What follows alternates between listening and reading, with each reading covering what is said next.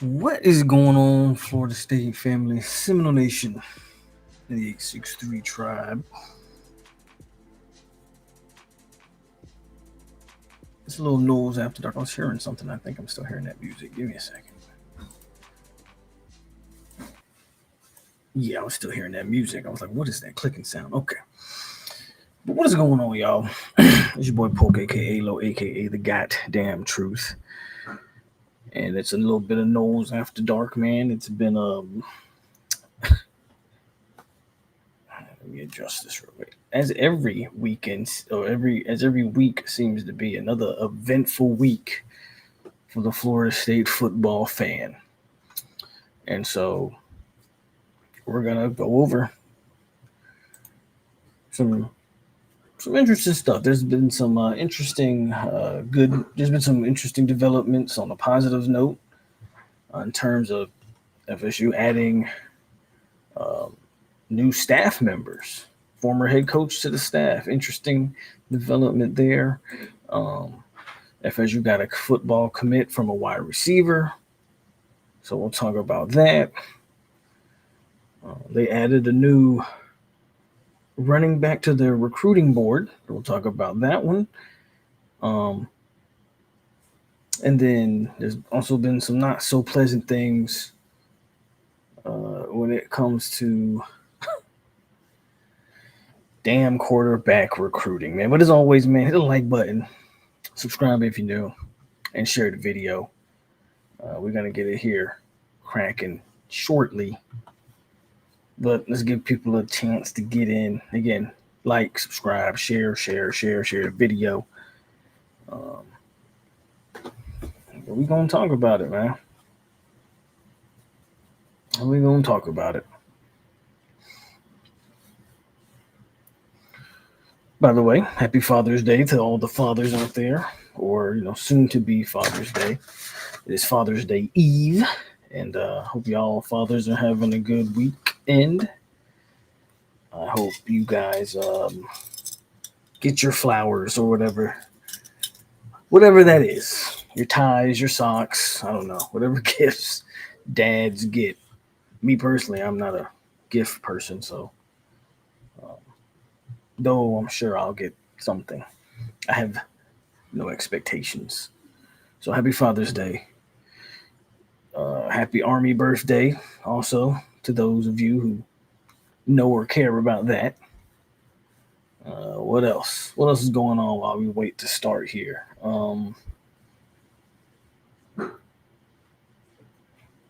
Yeah, we'll just leave that at that. We'll just leave it at that. Let's go, man. Let's get it. 1 second. I gotta refresh the. There we go.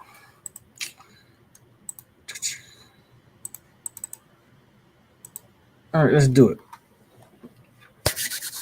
Florida State has hired former Mississippi State head coach Zack Arnett. He's going to be in the analyst role.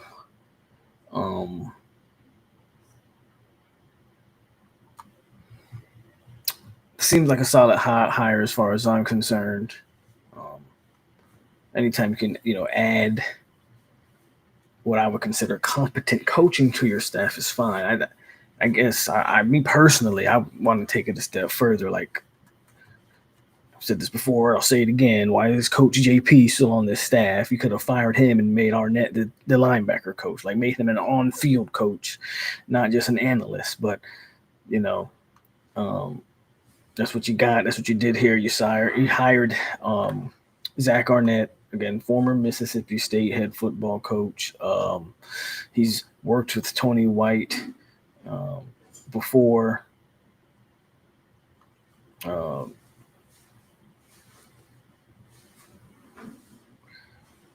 He's actually played for Coach White. So White served as the linebackers coach at New Mexico, and Arnett was a linebacker for New Mexico. So he's played for the man. Arnett begins his coaching career at San Diego State. So, and then he was briefly hired at Syracuse as a defensive coordinator, but then he took that same role at Mississippi State. And then, of course, everybody knows when Mike Leach passed, Arnett was given that job, but he was fired not even a year later. So ultimately, again, last year he was just on Ole Miss. Last year he just on Ole Miss as in another analyst role. And then Dan Mullen hired him this past offseason, but then he stepped down in April. So for whatever reason, I'm pretty sure you can look and try to find whatever reason he stepped down. Again, I think that's a solid hire, man. I'm gonna be honest with you. I don't want to sound, I don't know. I don't want to sound how I'm gonna sound, but bro, we're past the point of like hiring new coaches and thinking like if you haven't paid attention to the college game in the last forever, coaching is great. College football, college sports in general. You can go to basketball for a lot of this as well. College sports is an arms race. It's not a chess match. The pros are a chess match, and the NFL is where coaching and scheme and all that stuff really does matter because the talent level there's no huge gap in talent, right? The college game, man, is all about acquiring the best talent. And so, do I think Arnett's a good hire? Sure. Is Arnett going to get us more talent? That's all that boils down to, in my opinion. Is this man, because that's what it's about. And until we start getting game changers on the football field, you can add Arnett, you can add John Madden, you can add whoever you want to add. Resurrect the good old Bobby from the grave. If you're not getting the talent on the field, we're not going to really see much of a difference here. But again, I think this is a solid hire. We'll see what it does in the long run. For me personally, fire JP, put Arnett as a linebacker coach, and let's get to recruiting some guys because that's ultimately what we need to do to change Florida State's fortune on the field. And I'm gonna stick to that 100%. That's exactly what I feel there. Until we do that, again, hire whoever you want to hire. It's a little bit irrelevant to me if you're not putting the right talent on the field to make that difference. Moving on, some more good news. Four-star wide receiver Brandon Bennett has committed to Florida State. If I'm not mistaken, Bennett plays at St. Thomas. Not St. Thomas. Not St. Thomas. Plantation, American Heritage. Let me bring up his profile actually, so I'm not guessing. Because I'll be honest, I don't quite remember where he plays at. I think it's American Heritage. Brandon Bennett. Yeah, American Heritage, wide receiver, 6 foot 170. He's the 218th player in the country, the 33rd wide receiver in the country, the 34th player in the state of Florida. Tim Harris kind of gets a pretty good solid pickup here. Speed is the name of the game when it comes to him. I'm gonna check him out real quick. Good pickup, I mean, at the end of the day, man, we need somebody to throw him the football. You feel me? But still a solid pickup. Give me a second. We're gonna watch his I think we want this one, yeah. We're gonna watch his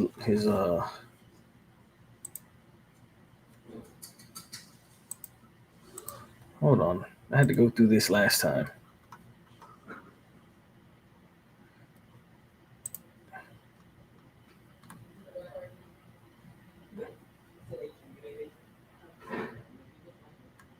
Here we go.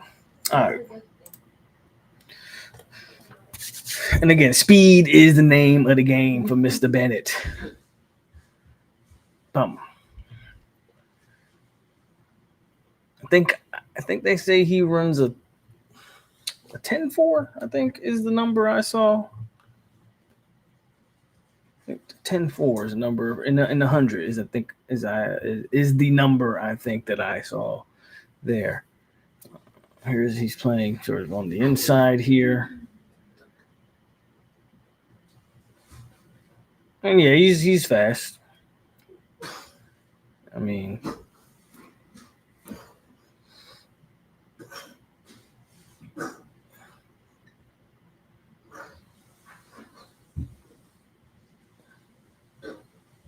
good get. Again, I'm interested to see who the hell is throwing him the football, but you gotta have the guys around him. What's up, man? Are you watching football? Yeah, you see that? Yeah. And right there, he just takes that one to the house. Okay. And yeah, he's just running by guys. I mean, yeah, he looks like a very smooth and fluid athlete, to be frank.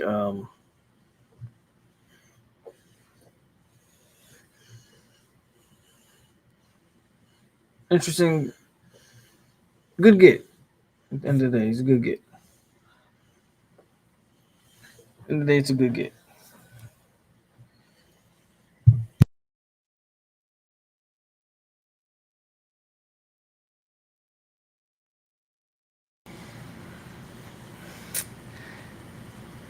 We have no problem getting speed wide receivers, but let's develop these guys into something special. Well, we'll see. Ultimately, right? You got to get them on the campus.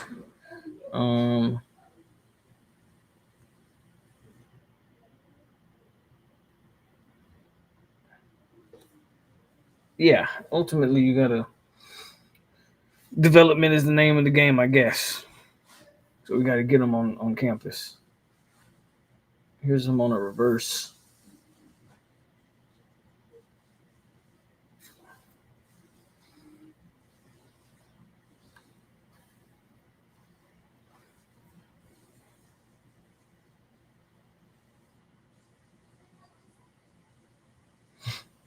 Yeah, so I like to pick up. Interesting to see if you look at Florida State's recruiting class. Actually, um, hold on, let me take this off. Let's go back because FSU has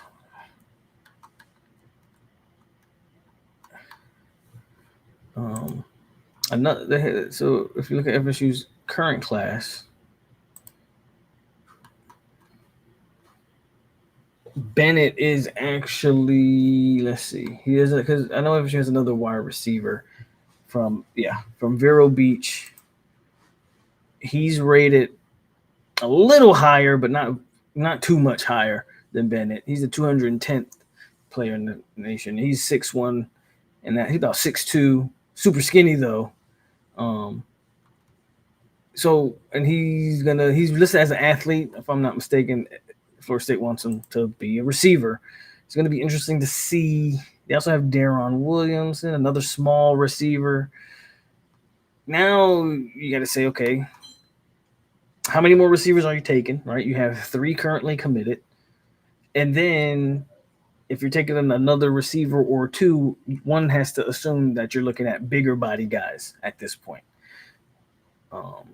Bigger body guys. So yeah, it's still early in the recruiting process, but that is the most recent commit that Florida State has had over the week. That's Brandon Bennett out of Heritage.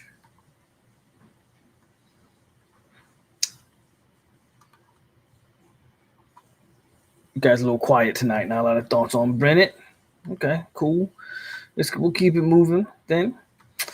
I also want to talk about FSU. I don't want to get into too much of the bad stuff yet, but FSU did miss on a running back commitment. If you go back to Florida State's recruiting class, FSU has Amari Thomas currently committed. He's a running back. He's a fringe 4-star, 326 nationally, but he was recently seen, I think, wearing South Carolina gloves, and he did visit South Carolina on the May 30th or something. I think he showed up to Florida State wearing South Carolina stuff or something like that, if I'm not mistaken. I could be wrong about the school.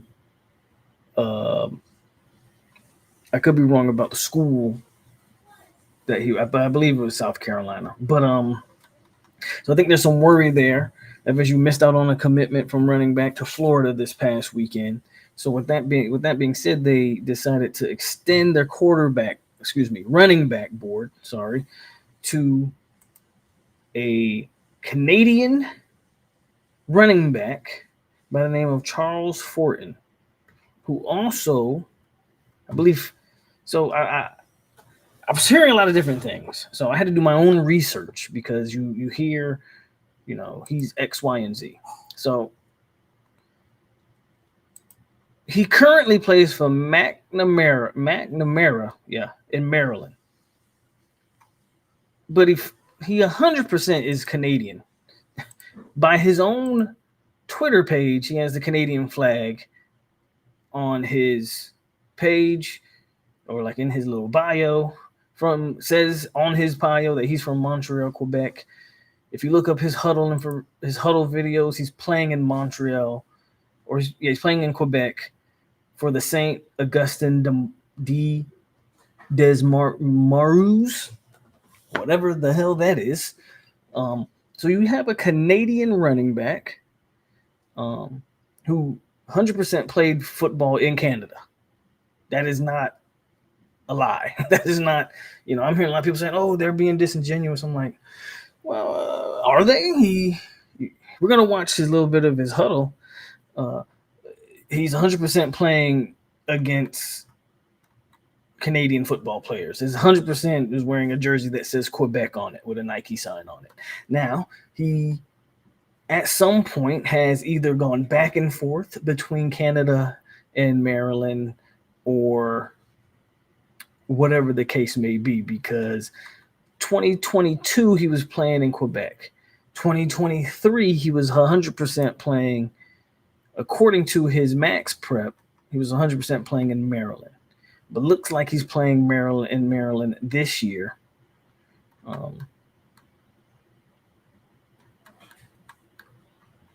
FSU is his first Division I offer. Take from that what you will. He's big boy. He's listed at 6'1", 210. So that's cool, right? He's got some D1 size on him. So let's check him out. Again, the only video I can find of him is as of June 2nd. So this month. And it is him in Canada. So we're gonna check him out.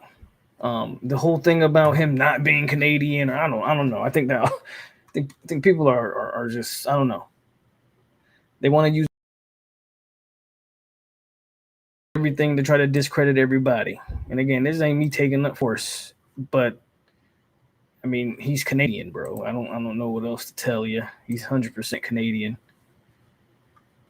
But that doesn't mean he doesn't play football in Maryland.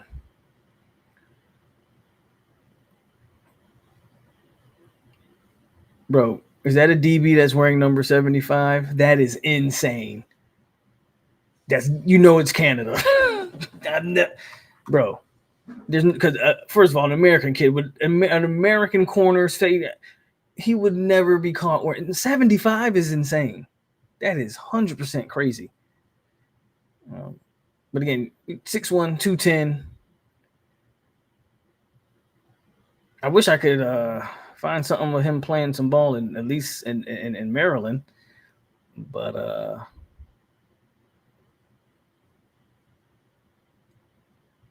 I'll be honest with y'all. It's one, I don't like the way this is edited.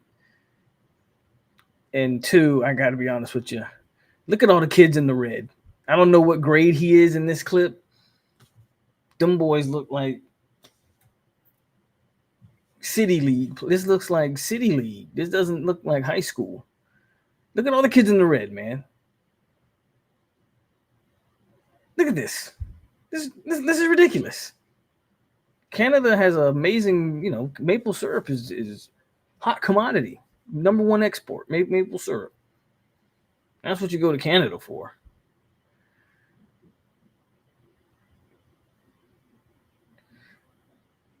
So any stuff that he has from Maryland is going to be a better indication of the kind of player he is. I'm not knocking his clips right here, because even against bad competition, you can still watch a guy and see what he can and can't do. And again, he's 6'1", 210 already. So that will translate. Is he exactly an explosive? Probably not explosive. Doesn't even against. I mean, look at 44 and 50. Like, look at the numbers out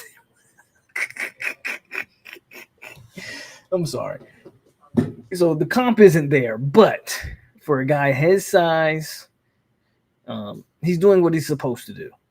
He's supposed to dominate that caliber of competition. 100% supposed to dominate that. He looks like the best athlete on the field. That's what it's supposed to look like.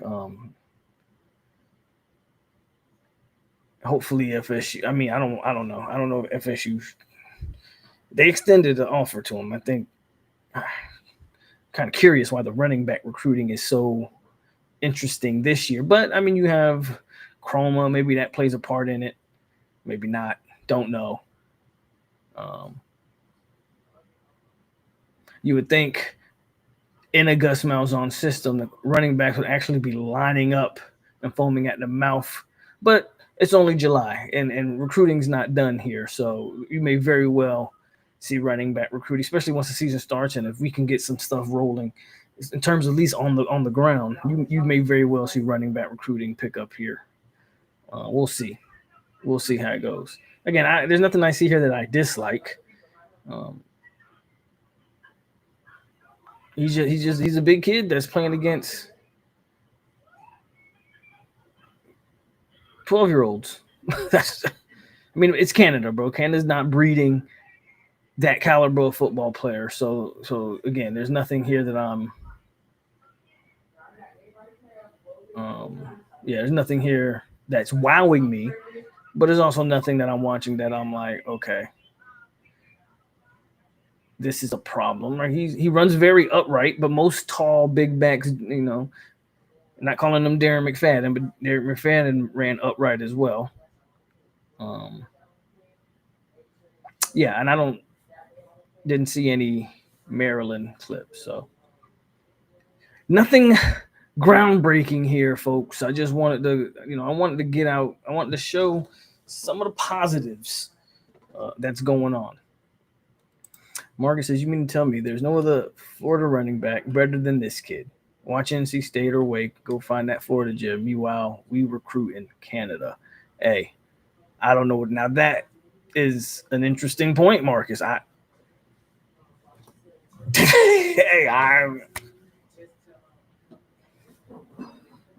Hey, to each their own. Talked a million times about this recruiting nonsense here. It's kind of sad they had to go to Canada for a running back in a Gus offense. Do we know who extended the offer? I'm assuming it's Coach Yak. He's a running back coach. Actually, I couldn't. If you look at his 247. By the way, he does have a 247 profile. Now he's has 0 stars and isn't rated, but I believe it says Coach Yak is his primary recruiter on there, if I saw that correctly. So yeah, there's that. And that is, that's kind of, that is me, trying to put the positive feels out there. If you got to commit from a wide receiver, you're expanding your running back board, which is kind of by necessity, but at least you're doing it. And maybe a decent prospect there at a Canada / the Maryland DMV area. DMV area. You added a new coach to the staff, right? So Florida State's doing things, trying to make some moves. You just had a big official weekend too, by the way.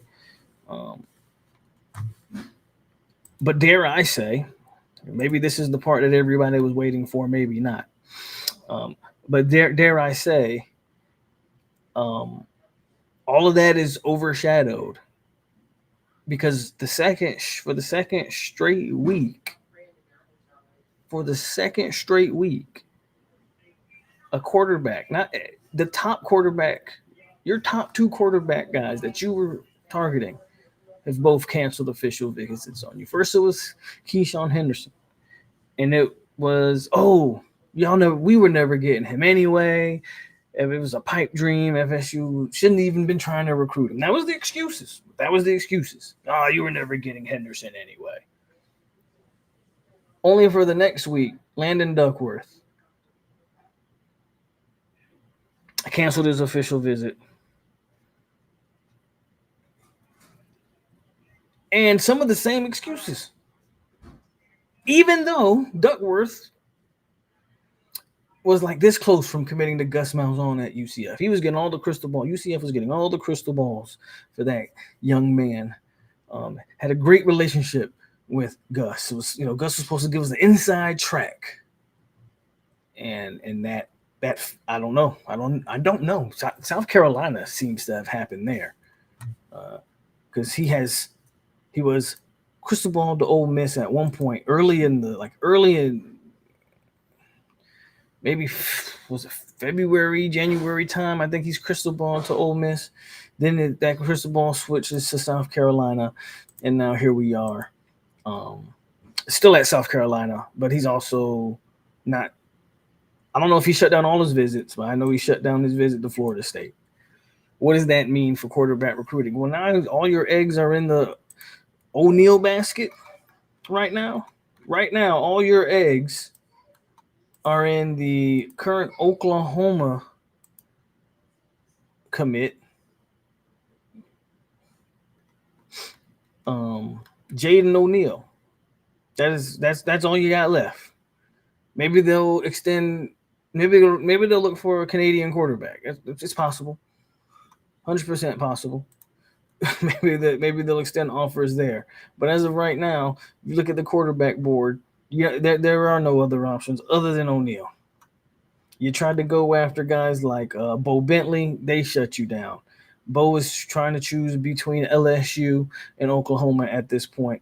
The thought process is if Bo go chooses Oklahoma, O'Neal then decommits, and maybe that opens the way there.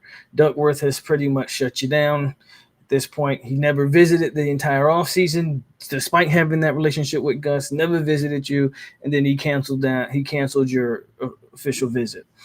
Henderson is probably the one kid. If I'm Florida State, I don't give a damn. I am keeping tabs on Henderson all season. If I'm Florida State, I'm not letting him just walk away. Or that's just me. I said it from the moment they started recruiting this kid. That is the program changer. You get a Keyshawn Henderson. I see the vision. I got you. That's the young man that, in my opinion, you pay the money for. I don't know what Mike Norvell's philosophy is because whatever it is seems to not be working. But at some point, I hear so much, how do I say? I hear so much people saying what a high school player is worth or isn't worth. At the end of the day, man, you got to pay money for something. I would pay it for Henderson. Probably is a pipe dream at this point, but right now, FSU's quarterback situation is as far as you gotta get you one. I'm not saying you gotta go get the number one passing quarterback in the country, but you gotta get you somebody. And I'm sorry, but Jaden O'Neal, and this is not me trying to knock on Jaden O'Neal. He's a far number 3 compared to the first two guys, and he's not the athlete compared to the first two guys. He's more of a traditional passer.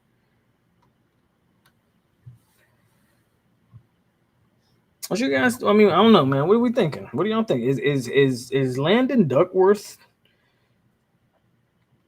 canceling his visit a big deal or not a big deal? Happy Father's Day, Zay. It was good.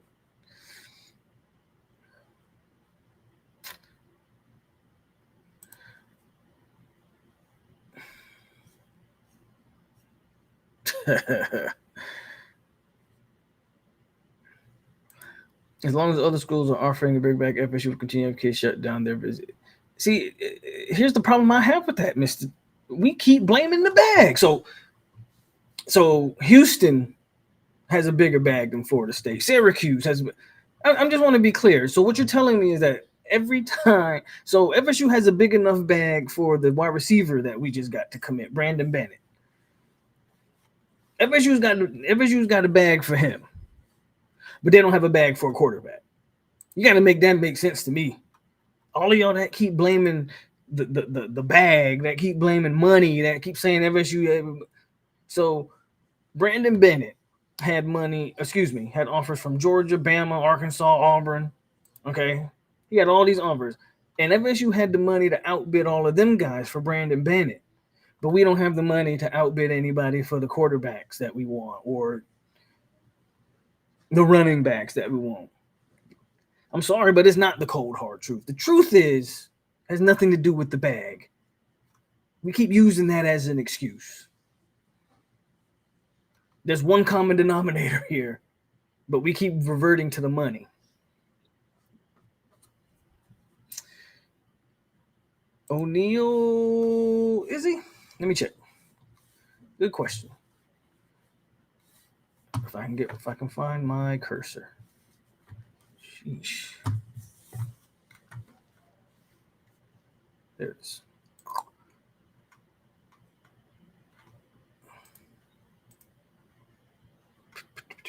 What's today?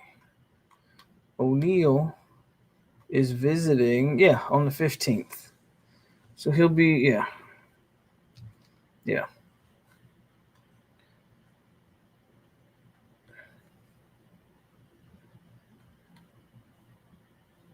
Henderson won it, and of course that's always what it was. Again, blame, but we just continue to blame the money. Houston, Houston can pay the money, but again, um, Florida State can't pay the money. Um, so he's going to Houston to get the NFL draft money. Makes sense to me, I guess. We'll see what happens with Henderson. I'm starting to learn very quickly that the people that continue to blame the money cannot be convinced otherwise. FSU apparently is the only school in the country playing by like the rules, or we're just flat out broke. I don't know. Maybe it's both. Maybe we have no money and we also play by the rules. And the guys that we get, we don't pay. They just die hard Noles. They just want to be Noles. The guys that commit to us, we don't actually pay them. They're just die hard Seminoles, and they want to be here. That's probably,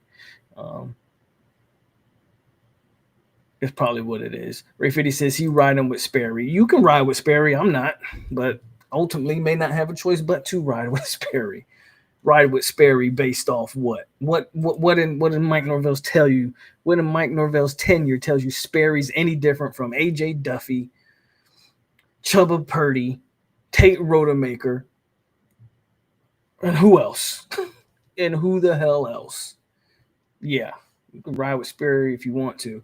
Ultimately, if we're following history, what's really going to end up happening is FSU will be taking another transfer portal quarterback next year. So we'll see. We'll see what happens with that. These kids are going where the money is. I hate to say it, but what happened with Travis Hunter? Travis Hunter, if we're still talking about Hunter, first of all, it's Travis Hunter's in the NFL. Travis Hunter did not go to Jackson State for money. I can't do it. I can't do it anymore. Let's be real. Norvell won't be here long enough for any of these QBs to pan out anyway, and I think these recruits and their parents know that. You could argue that's the case. However, I would argue that Norvell is here for at least 2 more years. This year for sure, next year for sure, and I would argue probably 3. He would have to go another 2-10. He would have to go 2-10. He would have to not make bowl games. Let's put it this way. Norvell would have to not make bowl games the next 2 seasons, this season and next season, to be fired that 3rd season. Now, I'm not saying that's not possible. I'm just saying. Or he would have to completely go another 2-10 this year to get fired this year. But I don't see him getting fired this year unless, like I said, 2-10. And I don't see him getting fired next year unless he misses a bowl game this year and then misses a bowl game next year. Then at that point, yeah, you really gotta fire this man. At that point, you gotta fire him. But I don't know, man. I don't know. Almighty says, I don't even care anymore the way Mike and staff is recruiting on this upcoming season. Ain't Mike last year? Next year will be. Hope not, but it ain't. Look, I don't know why you don't hope. You should hope for it. Don't hope not. Hope for it. Hope for it. Hope for it. Norvell plays a big factor. I kind of wonder if we spent a lot to couple together that class at the end last year and get the port. Well, that class at the end of I would hope not. Maybe the portal class. But the portal class wasn't groundbreaking. This is the crazy thing. Compare this last portal class to the money they spent for Braden Fisk, Jeremiah Byers, Fentrell Cypress. Y'all remember that portal class? Keon Coleman is in that portal class. We forget that just 2 years ago, FSU spent money for the number 1 defensive player in the portal, the number 1 offensive player in the portal, the number 1 corner in the portal, and for the most part, a guy that's considered the number 1 offensive lineman in the portal. All of those guys FSU got in that same portal class and spent a lot of money. Everybody knows you spent a lot of money for that class.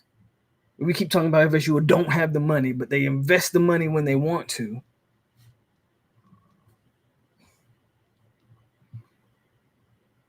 And that's the same class,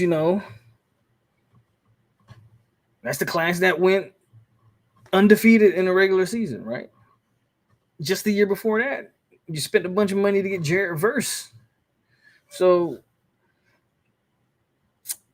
this particular Porter class wasn't some groundbreaking where they had to break. I mean, you went out and got a mid quarterback, so you didn't pay top dollar for him. Like who in the portal class did they have to pay top dollar for? Maybe Deuce Robinson. I'm not sure how many teams are even after Deuce. I know it used to be a 5-star. I know he's got all the measurables, but it's not like he's super productive or has been super productive at USC. In an offense where Lincoln's going to throw it and toss the ball around. Like who? James Williams, was that the big? That guy was probably following Tony White and Knight in here anyway. So did you really have to spend a bunch of money to get? Like who's the big? Who's the big get? Where's the money at? I'm gonna give you my theory here in a second on where is the money at. What's up, BB?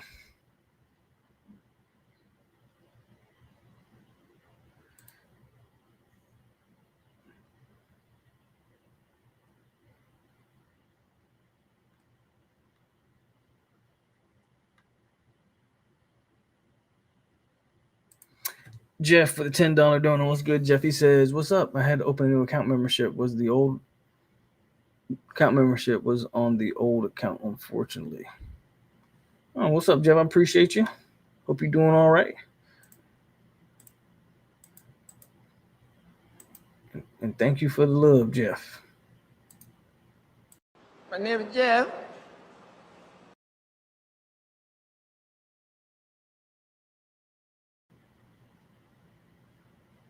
So, Grillmaster, this is the point that I was going to go to. I think after last year, I don't think it's that Florida State doesn't have the money. I think the boosters told Mike Norvell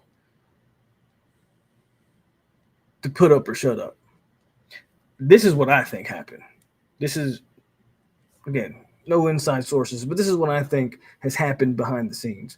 I think they paid all that money for last year to go 2-10, and I think the boosters looked Norvell, and the booster said, "Why the hell will we open the check for you again this year, just for you to go 2-10 again? We opened the checkbook for you. You went 2-10.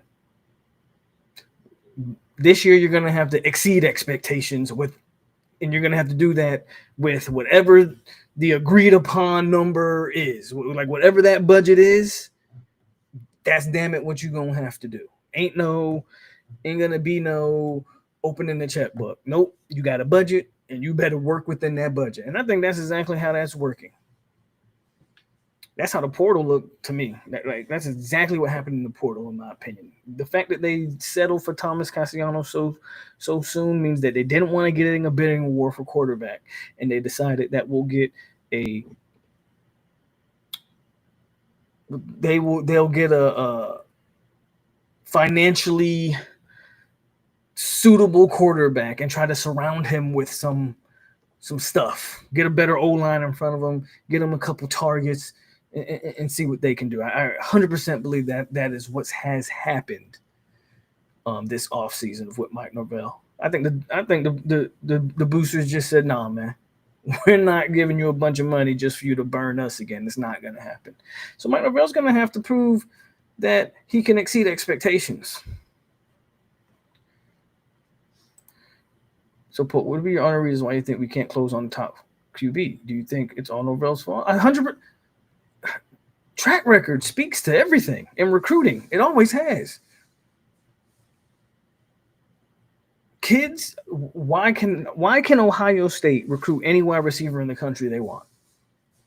I'll answer your question by asking you a question. Why can Ohio State go out in any corner of the country and pull Jeremiah Smith, pull whoever the top receivers are in the country? Why can Ohio State consistently go out there and get them? Do you know why? Well, I'm about to tell you why. Because for the last however, what, for the last decade or a little under a decade, how many first round picks have been Ohio State receivers? That's why Ohio State can go consistently go get the best wide receivers in the country. Why can Norvell not recruit a quarterback? Because he consistently sucks at it. Can't evaluate him. To Norvell, the only credit Norvell's get is he's signed quarterbacks every single class. He's signed a quarterback. Every single recruiting class, Norvell has signed a quarterback. They've been trash. They've underachieved. So it was either one of two things. He can't evaluate, or he can't develop that particular position. If I was a quarterback, to be quite honest with you, if I was a quarterback, I wouldn't sign with Mike Norvell either, if I'm being 100% honest with you. Because the track record says the only quarterback that the man's had success with is Jordan Travis. And look how long that took.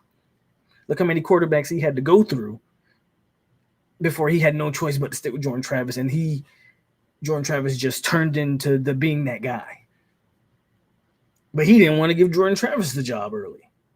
Benched him multiple times. Like, the track record speaks for itself, Mr. H.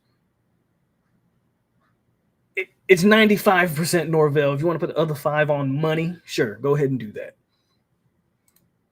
What's up, no sir, not me?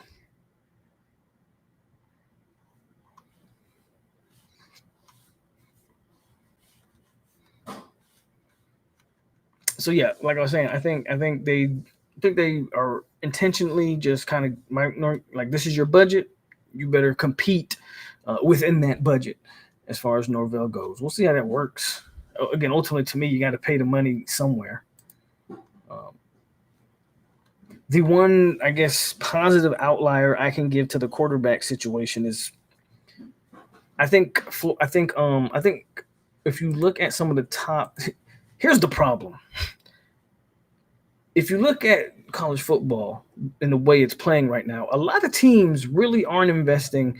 I mean, you had Ohio State and like, you look at the top quarterbacks in the country the last couple of years, and they've all been transfer guys.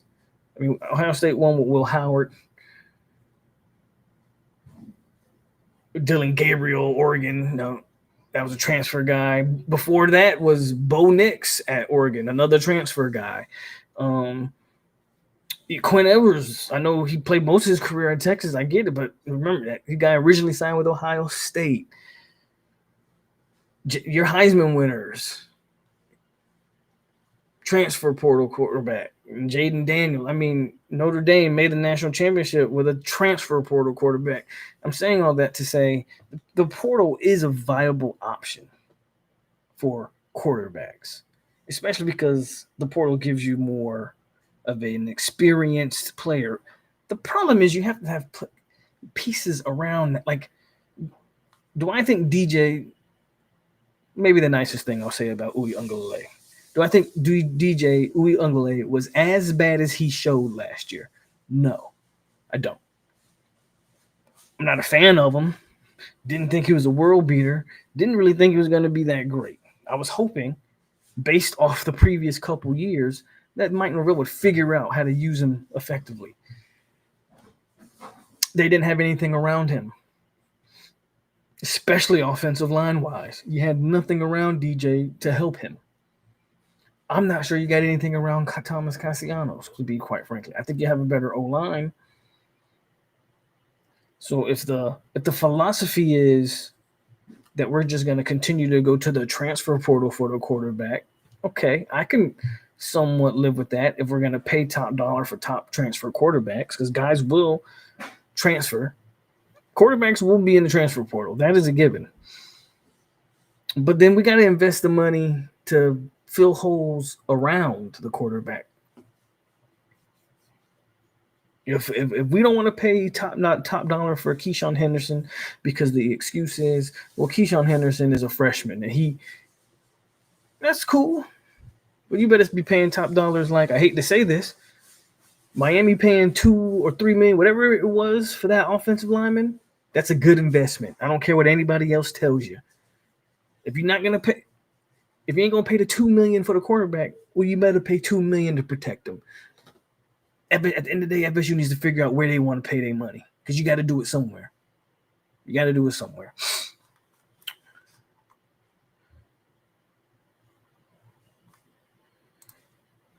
Clean Music Lover says no 5 receiver coming here, just run option plays. Well, I mean, depending on their play style, that's not necessarily true. I understand what you're saying, though. If they have NFL aspirations, you're probably right. But I think you get a guy with a certain play style. I think they would. I mean, you say what you want to, but Gus Malzahn's on, Coach Cam Newton. Now, granted, that's Cam Newton, but you get the right guy. I think you can do some things. What's up, D. Thompson?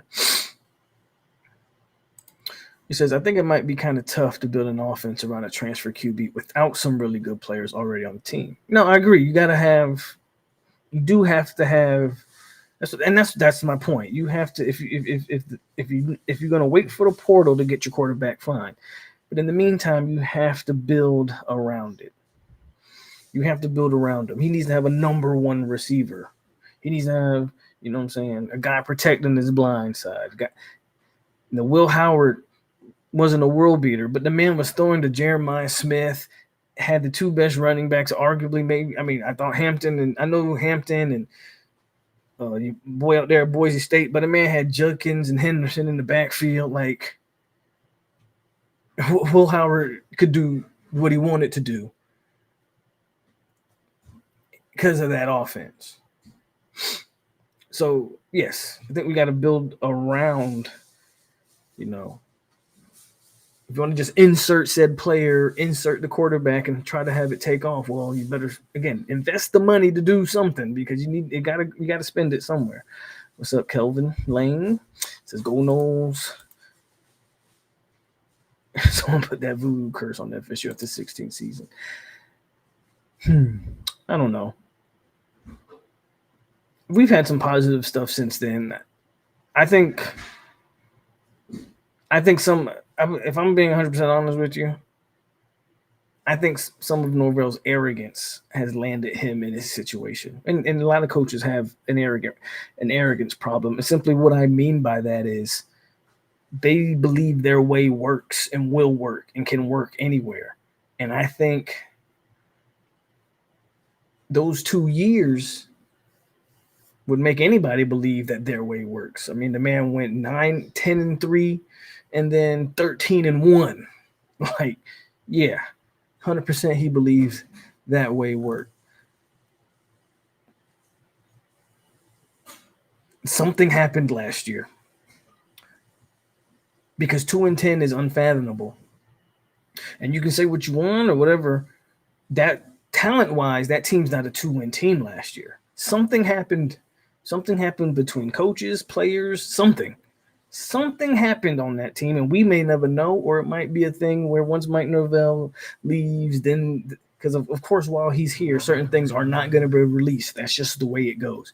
But something happened on that team last year for them to go 2-10. Because that team wasn't as good as we thought they were going to be, but they weren't 2-10. That team should have still been at least a 7. I mean, at worst, a 6-7 win team. In all seriousness, for that team to go 2-10, there was a lot more to it.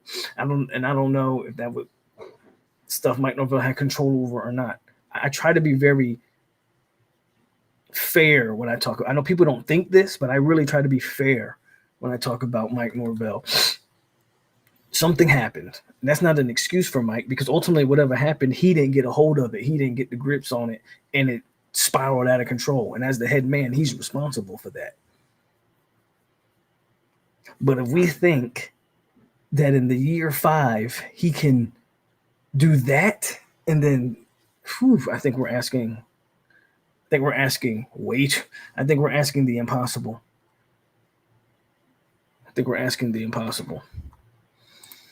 Big Ten and SEC are out on Henderson. Schools are not going to pay a high school QB that kind of money to sit the bench. Oh, no. Well, first of all, you're 100% correct. Second of all, who said he was going to sit the bench? Let's be very clear. If Florida State's pitch from Jump Street should have been to Henderson, you are coming in to start next year. That's no ifs, ands, or buts about that. If you can ride with Sperry all you want, Ray Fitty. If you sign Henderson, Henderson's your quarterback next year. Sperry can go find another job somewhere else. I don't give a damn about Kyle Sperry or whatever his name is. Let's be very clear. The pitch for Henderson was always to come and be the guy day one. And if you look at the roster, there ain't nobody on FSU's roster that's competing with Keyshawn Henderson in a Gus Malzahn system. You damn sure ain't Brock Glenn, and the damn sure ain't Kevin Sperry. Let's be very clear about that. He was not going to sit the bench. You weren't going to pay him X amount. The same way Michigan didn't pay all that money for Underwood to go up there and sit the bench. Michigan just signed Jake Garcia, by the way, through the portal, which is an interesting development. There's some talks that Underwood might not be in the best of shape, which, that comes with getting some freshmen. But at the end of the day, man, no, you 100% were getting Henderson to play day one. It's about the money. Of course it is. It's about the money for everybody.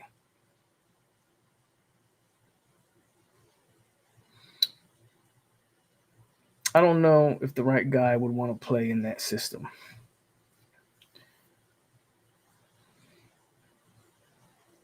I always say it's not about the money.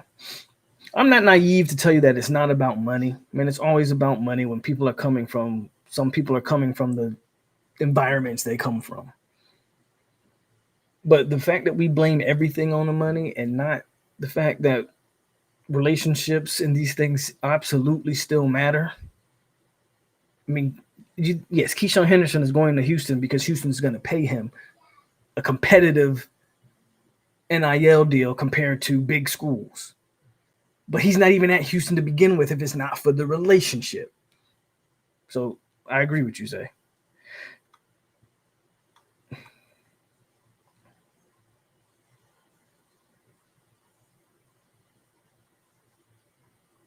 ML says it was split locker room last year. I really don't know. I really don't know. I would love to. ML says a split locker room. I actually think I did a video on this not too long ago about some theories I had, which I don't even know if I remember the stuff I put in that video, but y'all can probably go back and find it. I really don't know. I think it's off the top of my head. I do think he mentioned split locker room. I think there was a disconnect from. I do think there was a disconnect from certain players getting certain deals and others kind of, how do I say it? You don't set a good precedent, in my opinion, if every year you're bringing it, like you keep recruiting these guys, right? But then every year, instead of the guys that you recruited getting that chance, you just bring in a portal guy to knock them back down a peg on the depth chart. You get what I'm trying to say? I think some of that stuff did stem from that. Henderson wasn't going to start this year. Well, it's a great thing that Henderson isn't eligible to play college football this year, Champs 99. No, he wasn't going to start this year with TC because he's a high school kid. And I said the pitch was to bring him in next year to start day one. So you're 100% right on that one. He definitely was not going to start this year over Thomas Castellanos.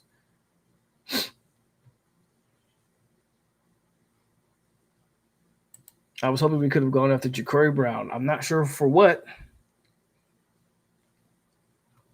I don't know why we would do that. 100% don't know why we would do that. Appreciate you, man. Happy Father's Day again to all the fathers out there. Honestly, I think Mike didn't really hold the team accountable. Most of the accountability came from people like Trav and Verse. With them gone, no one took over that responsibility. Well, the truth is that is a player responsibility anyway. Anybody will tell you that. Anybody that's ever been in an environment of look, we all work in different places and we all are, different structures. But anybody that's working in a team environment, whether that doesn't just always have to be on the field, that can be in a lot of different other, the boardroom, whatever. If you're working on a team environment, the main guy doesn't. The main guy, so like the boss, we'll say, or in this case, the head coach. You don't hold everybody accountable. That's almost impossible for one man to hold, in this case, 80, 190 people accountable on a football roster. It's almost impossible.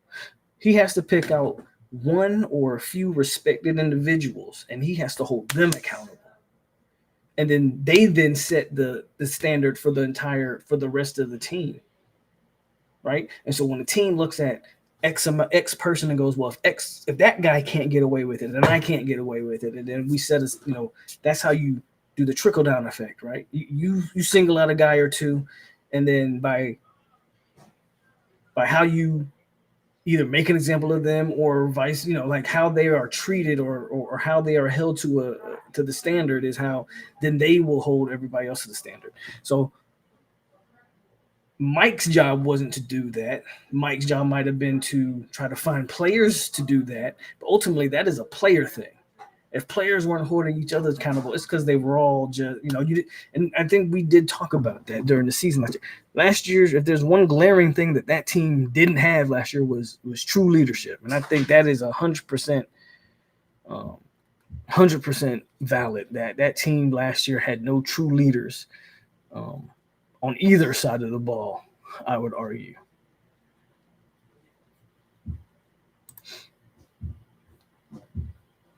Now, if you want to talk about the staff, definitely didn't hold the staff accountable on their performance off the field. But that goes to a Mike Norvell philosophy of I can recruit anybody and get the most out of them. No, you can't. You got to actually recruit good players, man.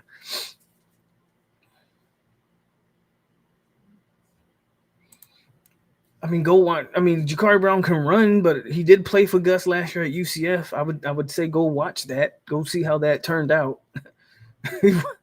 Like, no, man, we good. We good on Jakari, bro. Mike has to go with 8 wins at a minimum. 8 wins for what? When you say go 8 wins at a minimum, what does that mean? If he doesn't go 8 wins, does that mean, are you saying that he gets 8 wins or he's fired? Or are you saying like 8 wins or what? I'm going to tell you right now, my prediction is 8 wins is the best case scenario, in my opinion, as of July 2025. That's July 14, 2025. I personally believe 8 wins is the best case scenario Florida State has. This is a 6 to 7 win team. And if you mess around and lose a game you're supposed to win, this is a bowlless team. This is a 5-win team, like 5 to 6 win team. I'm dead serious. And that's just based off the talent. 8 wins or we should fire him. Yeah, I don't disagree, but I just then there's what I think and then what I know. And I know that if he goes 6, 7 wins, they're not going to fire him. If he makes a bowl game this year, they won't fire him. Don't make a bowl game this year, and I think there's a real good possibility. He goes 5 or less, there's a good possibility. He goes 6, 7, 8, he's not getting fired. The problem is you're still going to be mediocre. That's the problem. You're not really going to set the world on fire.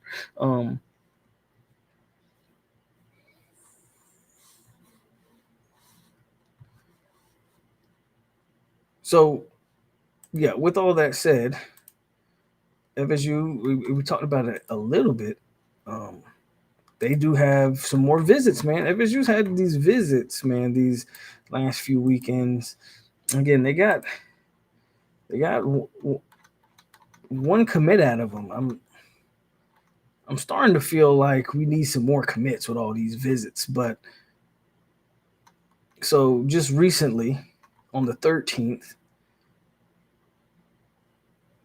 You had Chauncey Kennan from Sarasota, LSU, Florida State, Florida, Georgia. Like, he's got all the big schools after him. You're talking about the number 2 quarterback in all of high school football, the number 27 player in the country, 5-star. There's some smoke that FSU might be flipping the currently committed to Nebraska. He's a Florida native out of Winter Garden. CJ Brono, however you pronounce that. Tony White, he sent out a tweet earlier. Evan Cooper's primary recruiter on this one. This would be a good get, though. You're talking about a top 100 player on the composite and a 99 player nationally, a 95 grade, 12th player in the whole state of Florida, 12th corner in the country, 6'1", 166. He's on the skinny side, but currently committed to Nebraska. He committed to Nebraska. When did he commit? My guess, without knowing, is that he committed to Nebraska back when those guys were coaching there.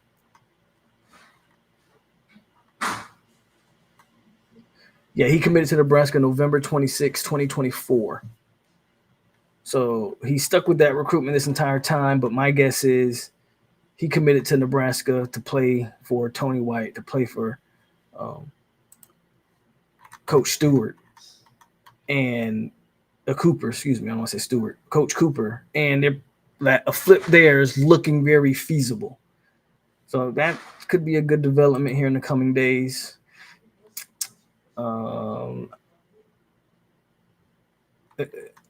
Jason Lopez is another one. You got, I'm trying to see who are some other guys I guess you might be looking at. Probably nobody else from the visit on the 13th. You also had those guys from June 6th. But again, none of those guys, other than Brandon Bennett, committed. FSU thought they had good traction with the IMG linebacker, but from everything I'm hearing, it's not going to happen. Again, get JP up out of here. Excuse me.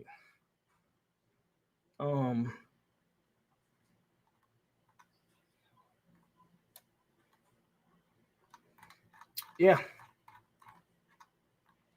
And then, of course, we got the visit on tomorrow. Tomorrow is another visit day. And that's Derek Cooper. That's Calvin Russell. James Johnson. Jaden O'Neal, your potential quarterback. Madden Williams. Keyshawn Eelser. These names are wild. And then Catrell Webb.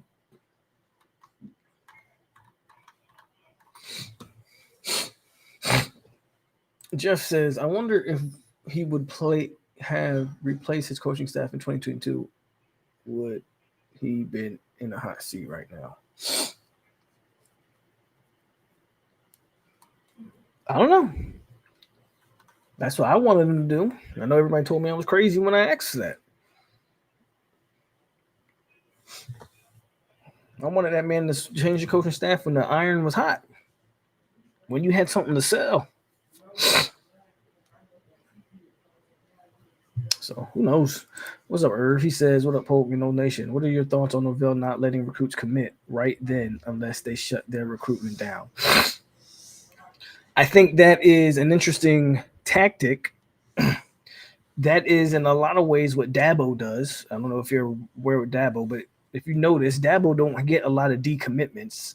Because a lot of times Dabo don't play that game where it's like, if you're going to commit to us, Dabo's mentality is once you commit, I don't need to invest any more resources in you. I need to go to the next guy, but I can't do that if you're still doing what you're doing. So, I mean, in theory, that sounds great. I just don't know how you enforce that. If you're Florida, like, how do you enforce that?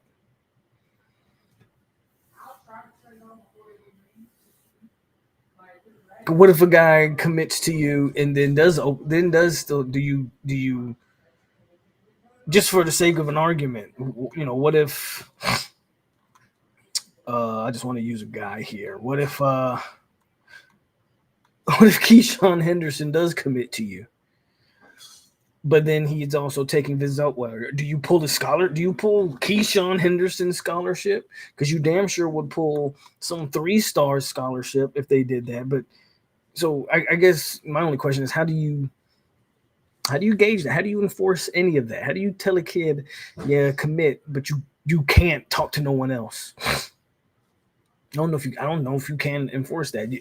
It's more so like, in my opinion, are you a good enough recruiter to force them to shut their recruitment down? You can't do. Are you good enough at your job to make them want to? Are you good enough at your job that a kid says, you know what, I don't want to go visit X school?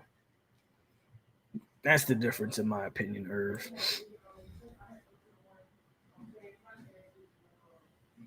I think if you have some leverage as a program, that philosophy can work. I don't think we have that leverage. I don't think any program has that leverage.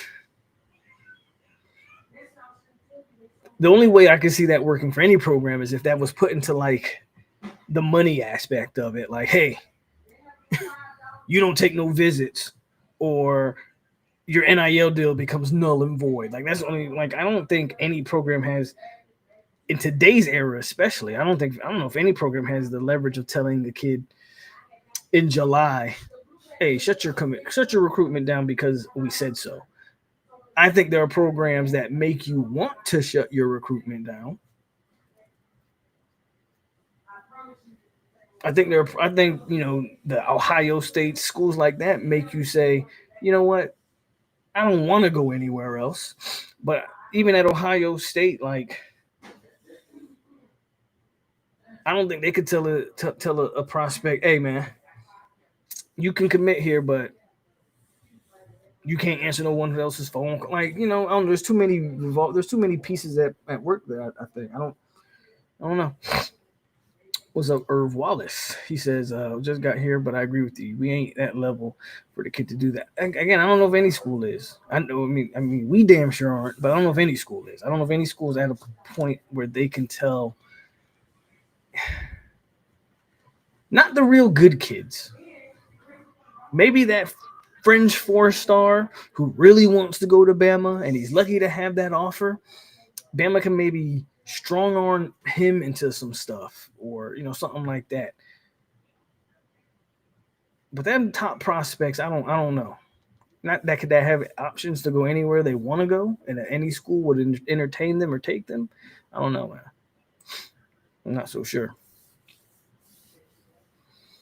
It's a cool philosophy to try to instill. Like, it's a cool, like, hey man, once you commit, you're committed. I just don't, again, unless you tie it up into like their NIL deal.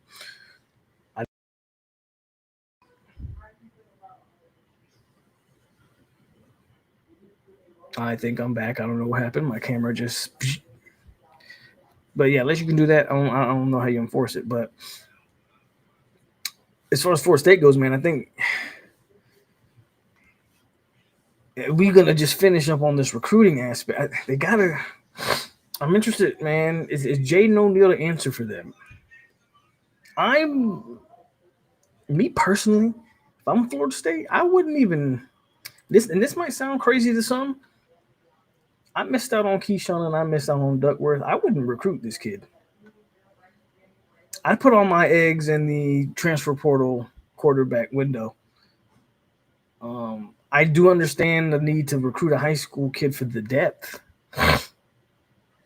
So I get why you would still go after Jaden O'Neal. And if he's not asking for a ridiculous amount of money, then that's maybe a guy that you would still. But yeah, I wouldn't pay like top dollar for him. If I'm just being honest with you, I wouldn't pay top dollar for him at all. I would 100%. I would take whatever money I was gonna pay, like, because you had to think, and this is just my logic, and I could be wrong here. If you were gonna recruit Henderson, if you were recruiting Duckworth, They're not stupid enough to not have money set aside for that young man.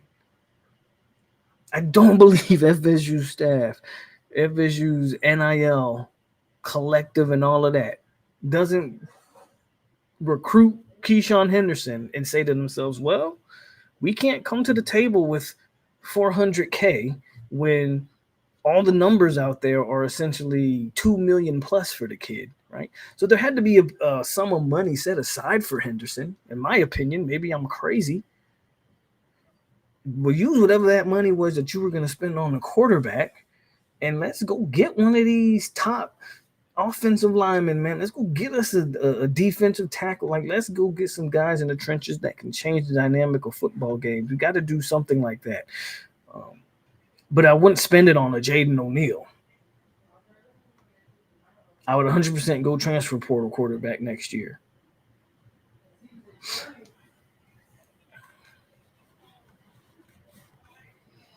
That's the opposite of Mike's philosophy. Mike telling kids to make sure they go see all those other places, asking for trouble.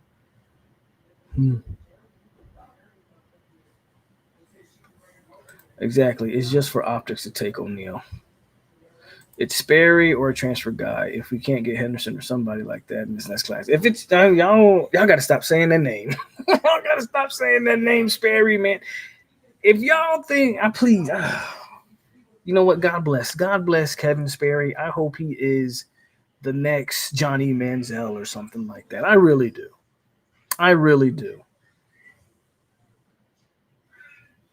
But if I say that I see it, and granted, ain't been able to see it yet. There was no spring game to see anything.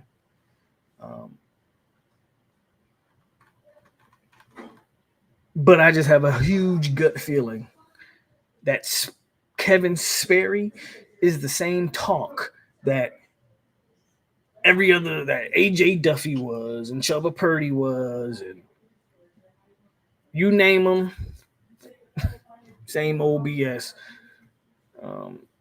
But we might not have no choice but to play Kevin Sperry next year. I think Mike is too soft to coach in Florida. Me, the dog, is coach. I think kids think Norvell's corny and soft. I don't know what the kids think. I don't know what they think. I just hope Sperry gets good enough to play a full game here. I just hope we don't see him this year. Then again, if we see him this year, maybe that means Mike Norvell's getting fired. So there's some positives. But what I do know is you see Kevin Sperry on the field this year, that means the season has gone terribly awry. Just like when you saw Luke Kromenhoek on the field last year and how that played out. So my hope is that you don't see Kevin Sperry. That is my legitimate hope, is that you do not see Kevin Sperry. I don't trust it. I hope he is, but I'm saying that's all the chance Mike going to get because they hype him Sperry as a freshman. So I doubt they get a portal guy in his third. Nah, they're going to have to go portal. I mean, unless if TC plays, it depends on how he plays. If he plays good this season, which whatever your good is, like if he plays good and wins game, for me, because TC's obviously got the job this year. If TC wins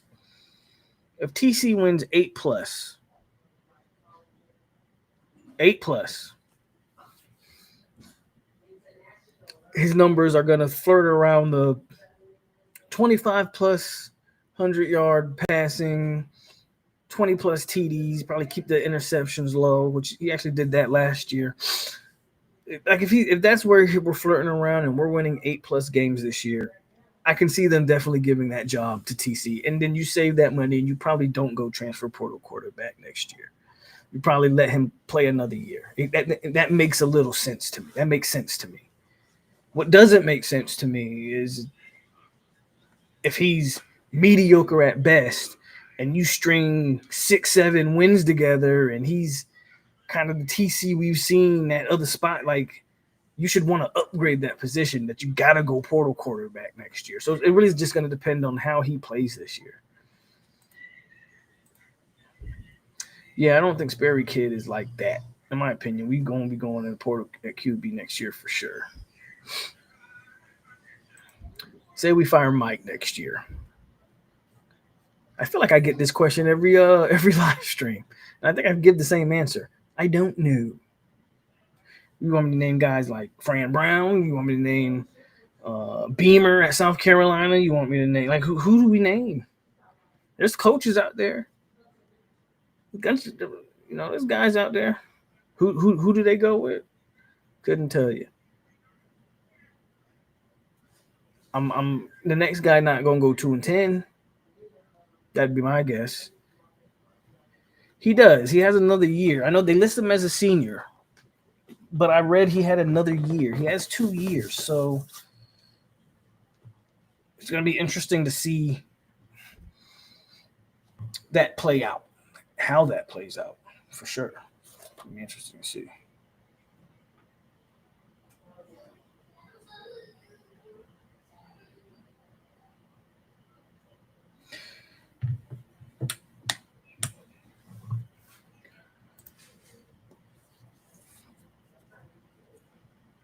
I think that to close up here tonight, I'm not going to be on too much longer, but I do want to close on tonight, and I really want to get. I think what you're seeing, if you're following this team, and the recruiting efforts that are being made or not made, however you want to, you are seeing the results of 2-10 for sure.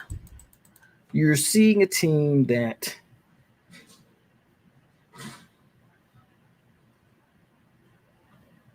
can't recruit.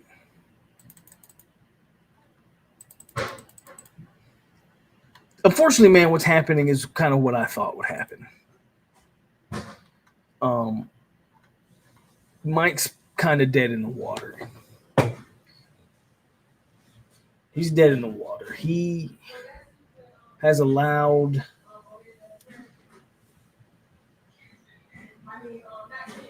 he's allowed this wound to fester, get infected, and I don't know if there's a cure other than amputation.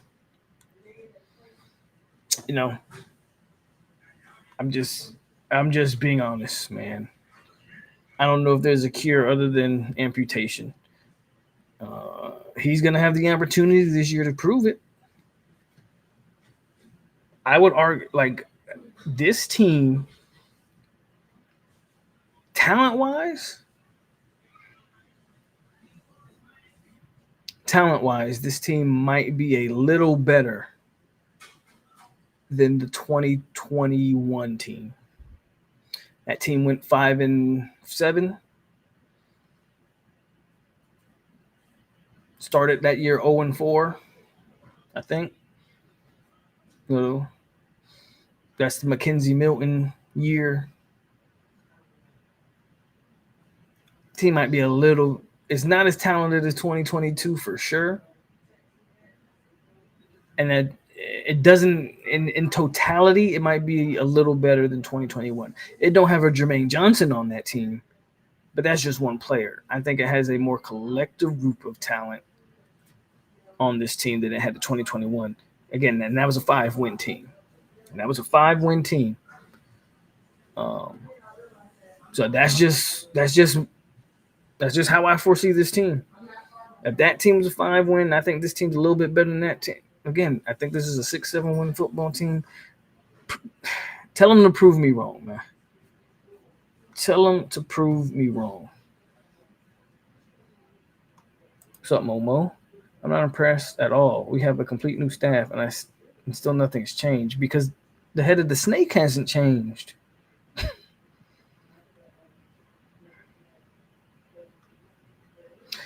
I think if he makes a bowl, I don't think he gets fired. If I was calling the shots, he would already be fired. But no, I think if he makes a bowl, I think they keep him. And that's just from a monetary standpoint. I don't think they're going to be happy with 6-6 at all. But I think from a money standpoint, you would let them play. You let them go another year. I low-key want us to be horrible this year so we can get Dion in here. I talked about this last week, Marcus, about Dion. I want to see. I'm not completely going to close off the Dion train, but I before I go Dion route, I want to see what Dion does without Travis Hunter, and Shedeur. I want to see this team. This Colorado team is going to be Deion's either best or worst coaching job because son gone. Both his sons gone. All three of his sons gone.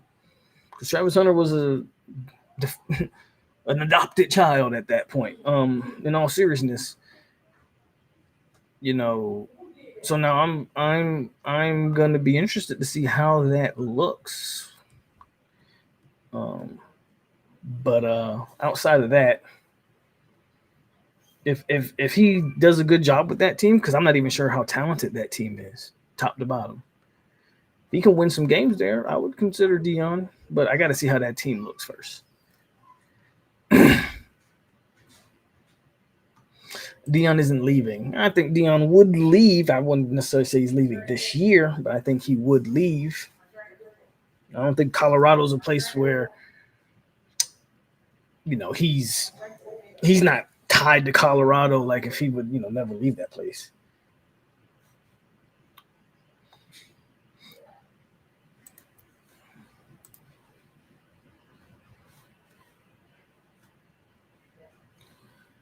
I think the bigger question you would have to ask is, would the FSU boosters, would the powers that be at Florida State want to admit wrongdoing and hire Deion Sanders? I believe not so much.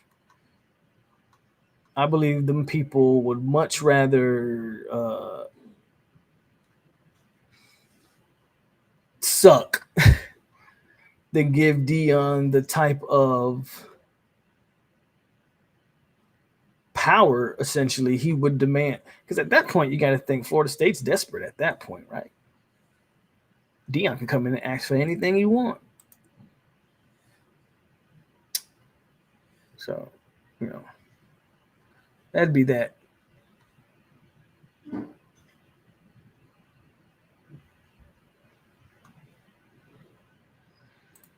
Yeah, I don't know if Lane's an option. I don't think Lane is the option, but he's an option. I'm not saying he's not an option. I think there's other coaches you can consider over Lane Kiffin, but he's an option. I mean, again, I don't know, man. I don't know what you do.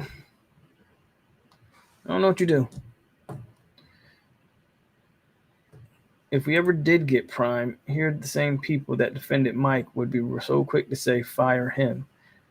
Not happening anyway. I don't think it's happening either.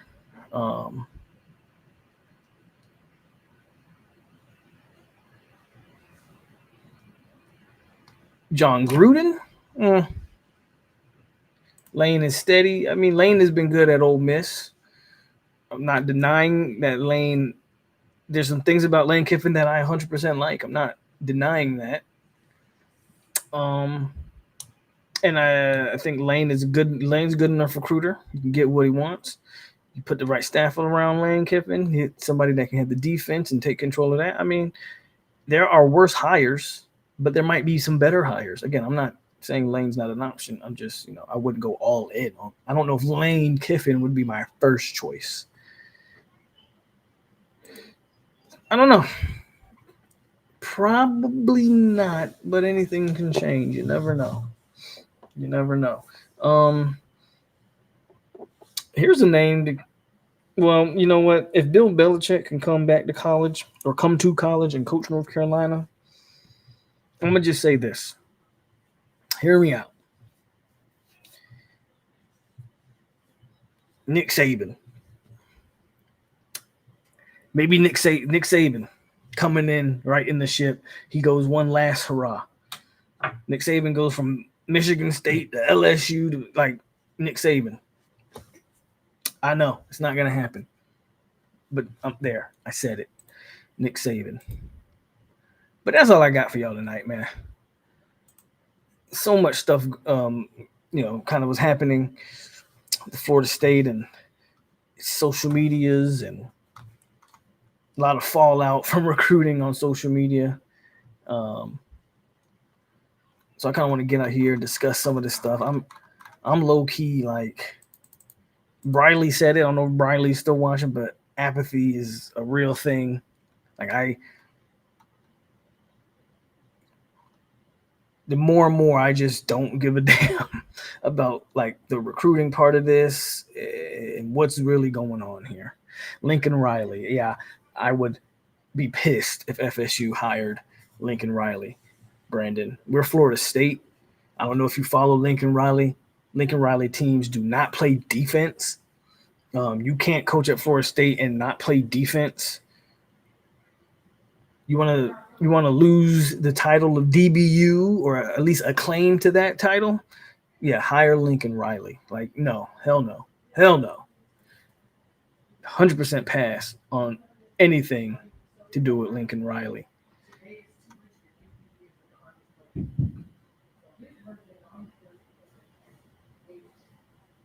I would like to see Teddy Bridgewater actually coach somewhere feasible before we go hire Teddy freaking Bridgewater. Like, what's the potential?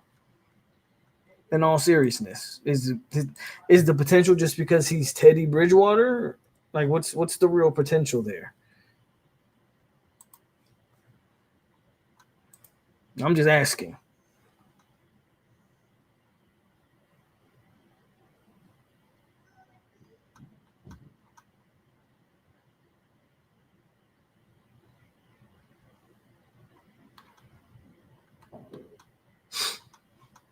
Yeah, I'd pass on Bridgewater. How about Bridgewater get an actual real coaching job?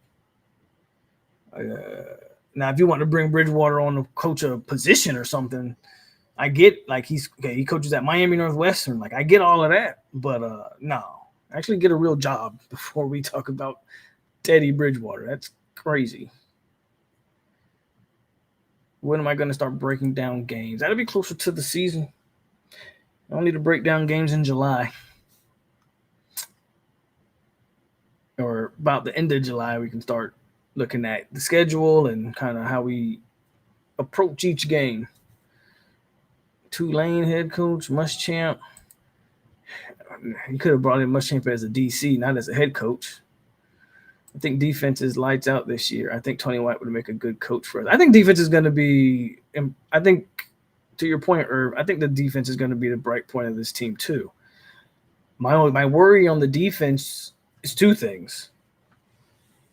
Do we have a legit difference maker? Like I think as a unit, they'll be a good unit, but it's kind of the same thing if you go back and watch those Nebraska defenses where they were good. Those Nebraska teams were good defenses, and they were good. They were well coached defenses, but they didn't have a difference maker, which hurt them. You gotta have different. You gotta have a Jarrett Verse. You gotta have a Braden Fisk. If you're lucky, you get both of them, right? But you do have to have difference makers that when the scheme don't work, they can just win the one-on-ones. You feel me?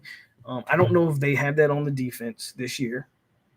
That guy's going to have to emerge, whether that's James Williams, whether that's the McCray kid, whether that's a guy who's already on the roster, Daryl Jackson, or somebody like that. Like somebody's got to emerge. And then the bigger worry for me is the offense. If that offense isn't doing – if that offense isn't moving and that defense is on the field too much,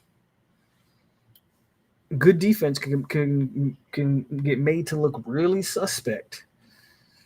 Like the offense is gonna have to help the defense out. But I agree with you. I think Tony White is gonna coach a very good defense this year. I'm intrigued on who emerges to be like the leader of that unit. Do you think the same thing happens with Florida State as it did with Texas A&M if you kept Jimbo? No, I don't. Yes, no. I don't. I think at that point, Jimbo had already proven what he could accomplish in Tallahassee, so he had that cachet. Not only he had a cachet in the state.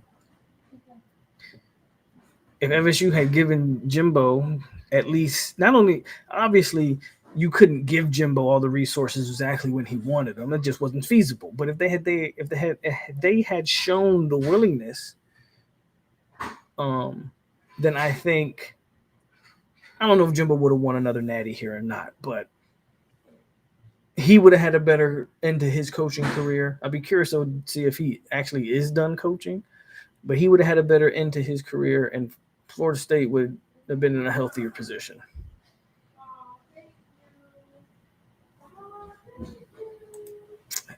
Have you watched his offense and how he coaches them up the team? I have not. I'm not gonna sit here and lie to you and tell you that I'm watching. That I'm not gonna sit here and lie to you and tell you that I'm watching Miami Northwestern. I don't really care what he's doing in high school, bro. Can he get a college job first? That's all I'm saying. Get a real college job. Not Deshaun Jackson going to coach at where he coach at Delaware State or something. Like, don't give me that. Get a real college job, or get a Delaware State job, and then you do good at Delaware State. Now I still wouldn't hire a coach straight from Delaware State to Florida State, let alone Miami Northwestern. But at least show me you can coach at the collegiate level. I think Amari Williams is going to be really good. I think he's going to be good too. Is he going to be good this year? Remains to be seen. Is he going to be a difference maker? Remains to be seen. Tonight's topic, we mainly was just talking about new coach on the staff, new commit, new running back prospect on the board, for what that's worth. And then we spent a lot of time on the fact that FSU can't recruit quarterbacks to save their life. Someone that can recruit, you can put chips around them. Norvell can't recruit. I don't disagree with that, Andre. Get a person that can recruit. I mean, Larry Coker is a national championship winning coach. Now, granted, Larry Coker didn't recruit that team. I know Bud Davis recruited that team. But the point is, you don't have to be a good coach necessarily to win national championships. You just have to have the talent. Larry Coker is a national championship winning football coach. That should tell you everything you need to know.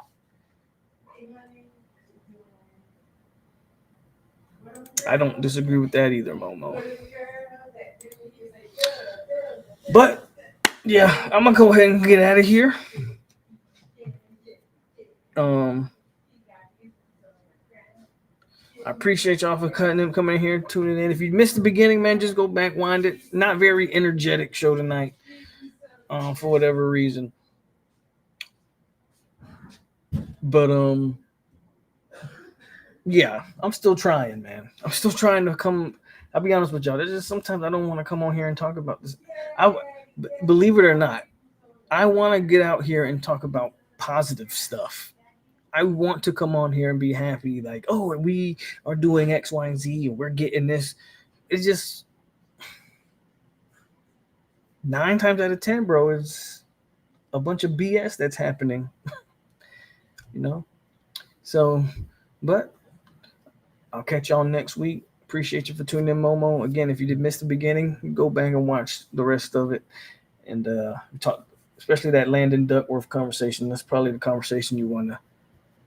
Appreciate you, Terrell. Again, appreciate everybody. Again, happy Father's Day to all the fathers out there. As always, it's your boy POLK on 863 Seminole TV. Stay classy, Seminoles. We are out here. Go Noles. Go Noles.